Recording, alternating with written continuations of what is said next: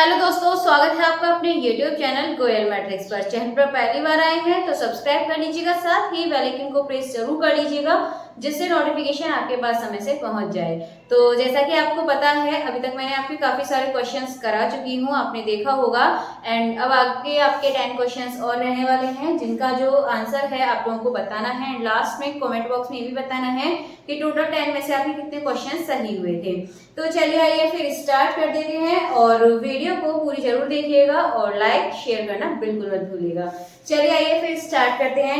Group theory की जो notes वाली वीडियो थी वो भी मैंने अपलोड कर दी है, तो प्लीज आप उसको भी देख लीजिएगा। एंड पसंद आती है आपको तो शेयर करना बिल्कुल मत भूलना। चलिए फर्स्ट क्वेश्चन देखते हैं। तो फर्स्ट क्वेश्चन है, The radius of convergence are of the power series summation x की power n upon n factorial is.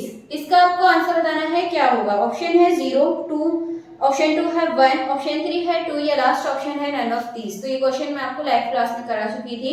इसका जो आपका आंसर है ये हो जाएगा आपका option number 4, none of these.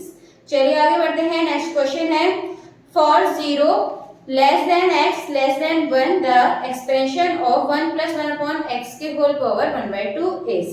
और आपके सामने ऑप्शंस हैं, बताइए कौन सा इसका एक्सपेंशन होगा। तो सोचिए जल्दी से। तो इसका जो सही आंसर है ये हो जाएगा आपका ऑप्शन नंबर 1।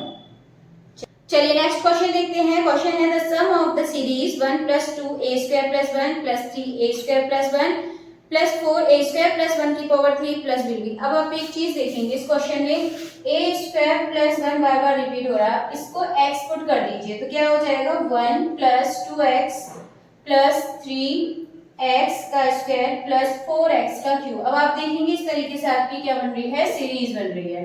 अब आप क्या करेंगे, जैसे एक बार तो आपका ये आ गया, दूसरी बार अब आप एक काम कर सकते हैं, दोनों साइड क्या करेंगे, मान लीजिए s = ये वाली सीरीज है, सम ही तो पूछा है इसका।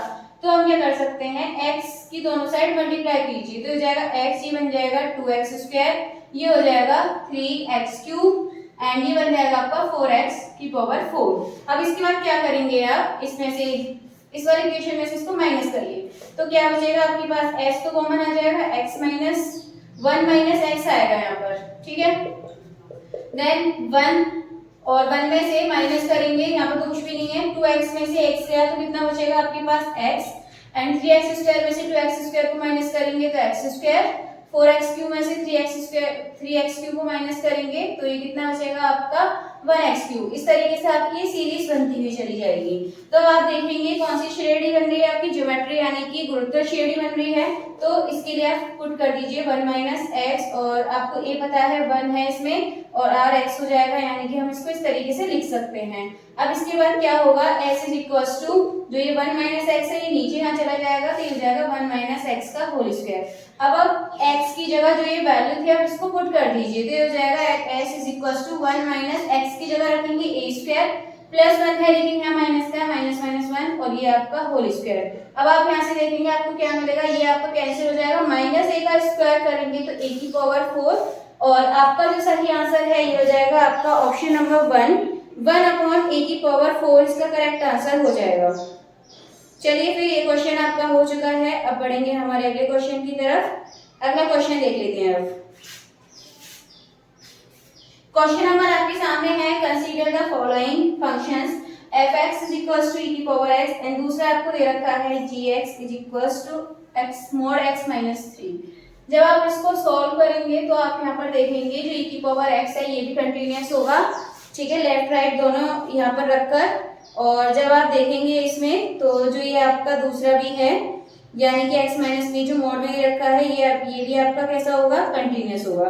तो इस हिसाब से जो इसके आंसर हैं ये दोनों हो जाएगा बोथ 1 और 2, यानी कि ऑप्शन 3 इसका करेक्ट आंसर आपका हो जाएगा। नेक्स्ट है द वैल्यू पूछी है और आपके सामने इंटीग्रल में 0 से 1 और 0 से x, और आपको दे रखा है x² + y² और dA मतलब यहाँ पे रख दीजिए dy dx। अब dy के फॉर्म में करेंगे, पहले इसका क्या हो जाएगा x² y प्लस इसका हो जाएगा y³ 3। अब इसके बाद लिमिट है x टेंड्स टू 0 और इसके लिए 0 से 1। अब आप यहाँ पर x रखेंगे y की जगह पर, y के लिए किया तो y की जगह पे रखेंगे तो ये हो जाएगा x3 प्लस ये हो जाएगा x3/3। अब इसके बाद आप एलसीएम लेके इसको सॉल्व भी कर सकते हैं, तो यहाँ पर आपको मिलने वाला है, या फिर आप इसका डायरेक्ट क्या कर दीजिए dx के फॉर्म में कर देते हैं 3 और ये हो जाएगा 3x³ प्लस x³, ये बन जाएगा।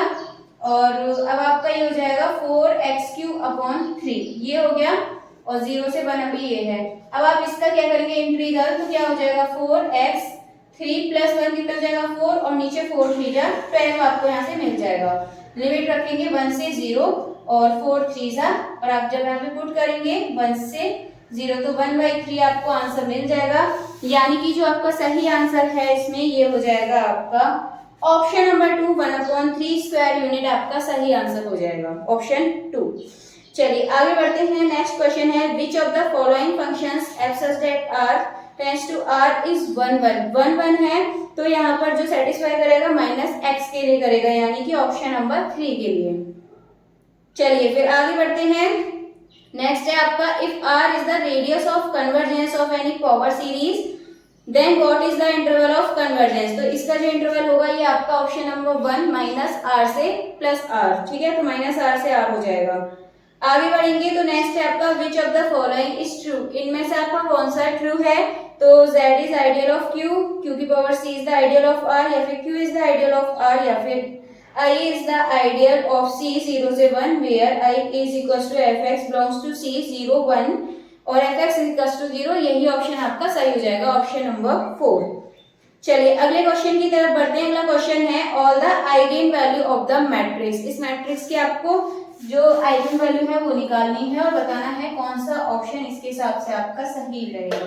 चलिए तो फटाफट से सॉल्व कर दीजिए, इतने मैं इसको सॉल्व करती हूँ। और आपके सामने दे रखा है 1 2 0 और 2 1 0 0 0 -1। अब क्या करेंगे माइनस लैम्डा को माइनस कर दीजिए इसमें से।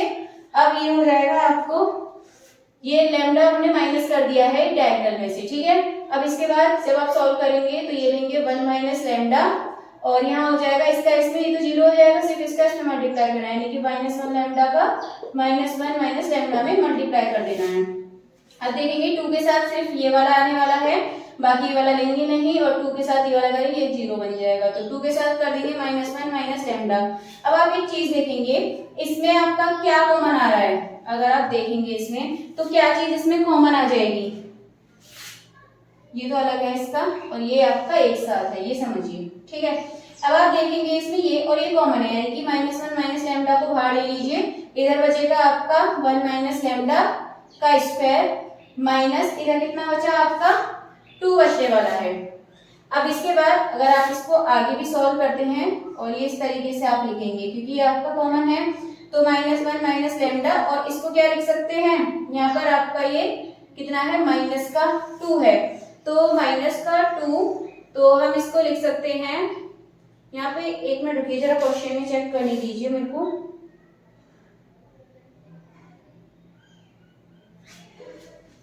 यहाँ पर ये वाला 2 रह गया हमारा, एक तो ये वाला 2 था, एक ये वाला 2, यानी कि ये वाला 2 रह गया, तो ये आपका 2 2 जा 4 रहेगा यहाँ, तो हम 4 की जगह पे इसको लिख सकते हैं 2 का स्क्वायर लिख दीजिए, तो a square minus b square का फॉर्मूला, एक बार आप इसको प्लस में लिख दीजिए और दूसरी बार आप इसको एक बार माइनस में लिख दीजिए, तो -1 माइनस लैम्डा और ये बन जाएगा आपका 3 माइनस लैम्डा और ये बन जाएगा आपका 1 और माइनस लैम्डा। आप यहाँ से जब इसको सॉल्व करेंगे तो वैल्यू आएगी, यहाँ से आएगी निकल के आपकी -1, ये आएगी आपकी 3 प्लस का, और यहाँ से यदि आप इसको करेंगे लैम्डा इक्वल्स टू -1, तो आपको एक चीज यहाँ से देखने को मिल रही है, जो इसकी लैम्डा की वैल्यू है कैसी है आपकी, ये -1 से बड़ी है लैम्डा की वैल्यू और 2 से कैसी है, 2 के इक्वल है और इससे छोटी है, ठीक है, सॉरी 2 नहीं 3 आएगा यहाँ पे 3। अब इसके बाद अगर आप ऑप्शन के अकॉर्डिंग देखें, या तो +1 अंदर आना चाहिए यहाँ पे या -1। देखिए यदि हम इसमें +1 करेंगे तो हमें इधर भी करना पड़ेगा, तो इधर तो आपका 4 बन जाएगा, तो हम क्या करते हैं इसमें से -1 कर देते हैं, -1 करेंगे तो ये आपका लैम्डा -1 और ये हो जाएगा 3 -1, तो लैम्डा -1 और ये बन जाएगा आपका 2, तो ये वाला सेटिस्फाई कर जाएगा आपका ऑप्शन नंबर 4। ऑप्शन नंबर 4 इसका करेक्ट आंसर हो जाएगा। चलिए थोड़ा सा लेंथी हो चुका है क्वेश्चन। अगला है आपका consider the analytic function. Function आपको दे रखा है एंड इसका आंसर आपको बताना है f(x²) यानी कि डेरिवेटिव इसका आपको निकालना है। तो इसे भी सॉल्व करना पड़ेगा क्वेश्चन, थोड़ा सा बिना सॉल्व करे नहीं होगा ये डायरेक्ट। करने को आप कर सकते हैं यदि माइंड में आप इसकी कैलकुलेशन करेंगे तो। जैसे आपके पास है f(z) = x² - y² plus i 2xy and एक चीज आपको दे रखी है इधर, ये दे रखा है आपको z = x + iy। अब इसका यूज करना x + iy के फॉर्म में इसको बना सकते हैं हम। यहाँ पर यदि हम प्लस का i² ले लें तो ठीक है, और फॉर्मूला आपका किसका बन गया x + i का होल स्क्वायर। अगर आप देखेंगे तो ये इसका फॉर्मूला हो गया fz = तो आप इसको क्या लिख सकते हैं fz = x + iy की जगह आप क्या लिख सकते हैं z का स्क्वायर। तो अब आपको क्या करना है z का स्क्वायर लिखने के बाद x + i के बाद हमने क्या कर दिया z का स्क्वायर लिख दिया। तो z का स्क्वायर का मतलब हो गया आपका x + iy और आपको क्या करना है इसका डिफरेंशियल करेंगे 2z का मतलब f' निकालना था ना, तो 2z का मतलब हो गया जो z है उसके साथ आप क्या कर दीजिए मल्टीप्लाई कर दीजिए, ये आंसर आ जाएगा आपका, यानी कि ऑप्शन 1 इसका सही आंसर बन रहा है। चलिए क्वेश्चन आपका हो चुका है। तो टोटल आपके सभी क्वेश्चंस हो चुके हैं 10 जो भी आपके क्वेश्चंस थे कंप्लीट करा चुके हैं। तो बताइएगा जरूर कि टोटल 10 में से आपके कितने क्वेश्चन सही हुए हैं। और इससे पहले की जो मैंने वीडियोस बना रखी है सीरीज चलती हुई आ रही है तो उसको आप जरूर देखिएगा, आपको बहुत ज्यादा इससे आइडिया लग जाएगा एंड हेल्प भी मिल जाएगी। साथ ही ग्रुप थ्योरी के जो नोट्स हैं उसके लिए भी आप वीडियोज देख लीजिएगा, वो भी आपके लिए अलग से वीडियोस हैं, वहाँ आपको प्लेलिस्ट मिल जाएगी। चलिए फिर अभी की वीडियो में आज इतना ही काफी है, मिलेंगे हमारी अगली वीडियो में नए क्वेश्चन के साथ। तब तक आप ज्यादा से ज्यादा जितना भी हो सके वीडियो को शेयर कर दीजिएगा।